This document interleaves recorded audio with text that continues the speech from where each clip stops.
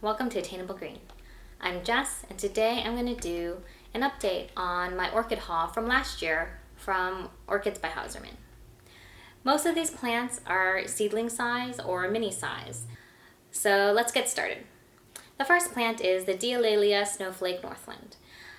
This has been featured in some of my monthly updates, and it was very promising. It had a spike and 2 buds. But unfortunately, with the rainy weather we've been having, a slug or a snail ate the buds, and so the spike dried up and died. Sadly, I won't be able to see flowers this year, but there's always next year. This plant is very healthy. It grew a nice big growth with 4 leaves and a very plump pseudobulb.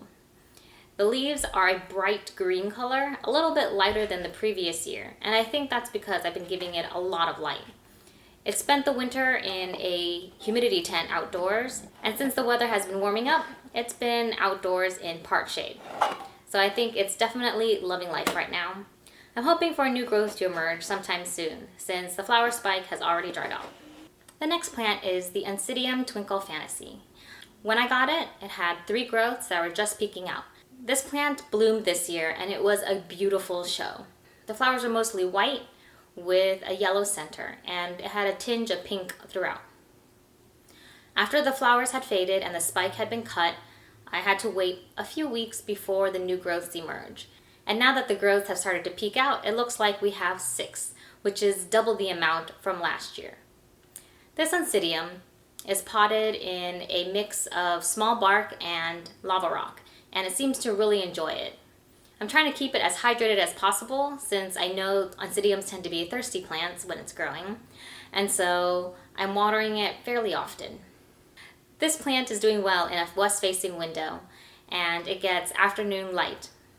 The leaves look a little bit shredded since my cats have been chewing on them, but aside from that, they're pretty healthy.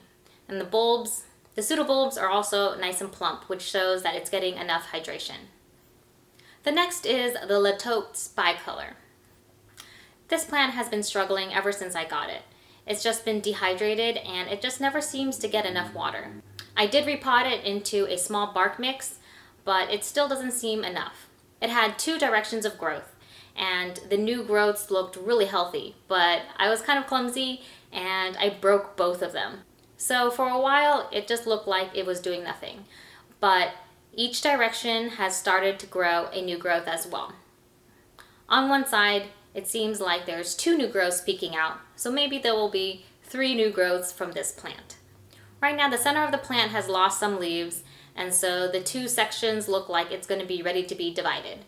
I don't know what to do about this plant to keep it hydrated. I'm hoping that the new growths will put out some stronger roots and it will adapt to my environment. But for now, the old growths are pretty shriveled and the new growths still look okay. I'm hoping I'll do better with this one this year, but for now, it just looks a little bit sad. The next plant that I got was the Phalaenopsis Stuartiana. Unfortunately, I don't have this plant anymore. Soon after I had received it, it started to struggle and I repotted it. After I repotted it, it seemed to get root rot and then stem rot, and so the whole plant just died. The next plant I got was the Iwanagaara Appleblossom. This one was a seedling, and so I don't expect it to bloom anytime soon. I think it's probably a couple of years away from blooming. This year, it grew 1 new growth with nice long strappy leaves. I think it got a little too much light because the tinges of the leaves have turned a little bit purple. So I need to back off the amount of light that this plant receives. Also, the pseudobulb looks a little bit shorter and fatter than it usually does because the previous growth had a long, slender cane, and this one has a short, fat one. So far, the roots look crazy. There's a ton of new growing tips growing out of the plot, and I might have to repot this one. But I'm waiting for a new growth to start before I do any repotting. The last plant I got was a Psychopsis Mendenhall Hildos. This one is a seedling-sized plant, and I know that it'll be a while before it blooms. It matured 1 new growth this year, and it's double the size, if not triple the size, of the previous growths. So I know it's going to be close to blooming. The new growth has a pseudobulb that's green, And I'm sure as it ages, it will turn to that burgundy color that the rest of the bulbs look like. The new leaf is humongous and it looks so beautiful. I love the patterning on this one. This one is a thirsty plant, and you can tell because after a few days, the bulbs start to shrivel a little bit and it's signaling to me to water it again. Well, that's the update on my orchid haul from last year.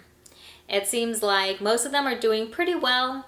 I lost one and one is struggling, but I think it gives a good mix of how my overall collection does.